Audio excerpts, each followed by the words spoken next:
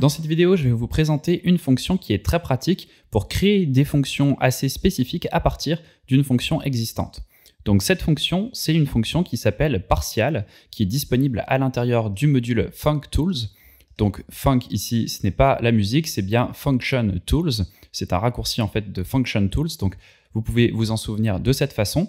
Et donc cette fonction partial, elle nous permet de créer des fonctions à partir d'une fonction existante en lui passant des arguments prédéfinis. Donc pour vous montrer un exemple avec quelque chose de simple, on a une fonction ici exponent qui nous permet à partir d'un nombre de base de le mettre à la puissance, donc avec le double astérisque ici. Donc par exemple, on pourrait faire 2 puissance 2, ça nous donnerait 4, 2 puissance 4, ça nous donnerait 16, etc. Vous comprenez le principe.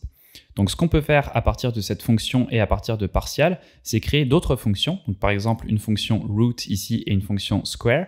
Donc ça, c'est une fonction en fait qui va être utilisée à partir de exponent avec en argument de puissance 1/2. Donc on va faire par exemple 16 à la puissance 1/2, donc ça va nous donner la racine de 16, c'est-à-dire dans ce cas-ci 4. Et à l'inverse, on peut mettre quelque chose à la puissance 2, donc une mise au carré avec cette fonction square.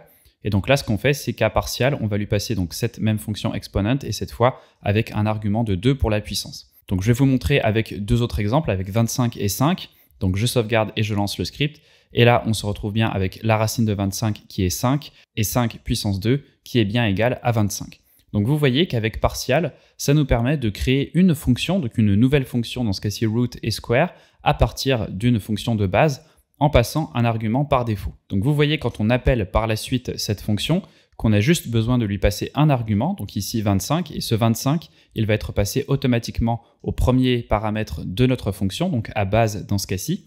Et le paramètre puissance ici, on lui envoie déjà quelque chose en argument, donc on n'a pas besoin de le renseigner. Donc pour l'instant, ça ne vous semble peut-être pas très utile, et j'ai décidé donc de vous montrer un autre cas de figure dans lequel on pourrait vouloir utiliser cette fonction partial. Donc là, j'ai une fonction qui s'appelle filter, qui est assez générique puisqu'elle nous permet de filtrer une liste de fichiers en fonction d'une extension. Donc on vérifie tout simplement dans une compréhension de liste si les fichiers se terminent avec l'extension que l'on passe en argument à cette fonction.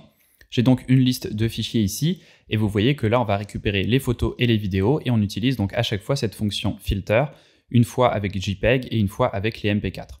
Donc pour avoir quelque chose d'un peu plus explicite, et qu'on pourrait passer à des collègues sans qu'ils aient besoin de savoir l'extension en question, eh bien on pourrait créer par exemple une fonction que l'on va appeler filter music.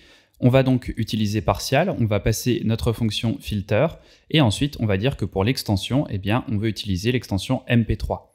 Comme ça, quelqu'un pourrait donc récupérer tous les fichiers musicaux, donc dans une variable musique par exemple, en utilisant directement cette nouvelle fonction filter music, et en passant uniquement la liste des fichiers sans avoir besoin de savoir l'extension. Et on a quelque chose d'un peu plus explicite ici également au niveau du nom de la fonction, puisqu'on n'a plus quelque chose de générique comme filter, mais bien filter music cette fois-ci. Donc si je sauvegarde le script et que je le lance, on va voir ici qu'on a bien uniquement le fichier de type MP3. Et on pourrait faire donc la même chose avec une autre fonction par exemple ici qui s'appellerait filter image. Et là, à la place de MP3, on pourrait mettre JPEG et l'utiliser de la même façon. Donc voilà pour un exemple un petit peu plus concret de ce qu'on pourrait faire avec partial. Ça permet donc de créer une nouvelle fonction, comme je vous disais, à partir d'une fonction existante, en renseignant des paramètres au préalable et en utilisant donc un nom plus explicite. Donc je vous laisse penser à d'autres cas de figure. Je pense que vous pouvez retourner dans des scripts que vous avez fait précédemment et voir à quel point cette fonction peut avoir son utilité. Donc voilà pour cette astuce. N'hésitez pas à aller explorer ce module FuncTools. Il y a vraiment beaucoup de choses intéressantes dedans. J'aurai l'occasion bien sûr de faire d'autres vidéos sur la chaîne à propos de ce module et des différentes fonctions qu'il contient. Si cette vidéo t'a plu, comme d'habitude, n'oublie pas de mettre un pouce bleu et de t'abonner à la chaîne si ce n'est pas déjà fait pour être averti en premier de toutes les vidéos qui sortent toutes les semaines sur la chaîne.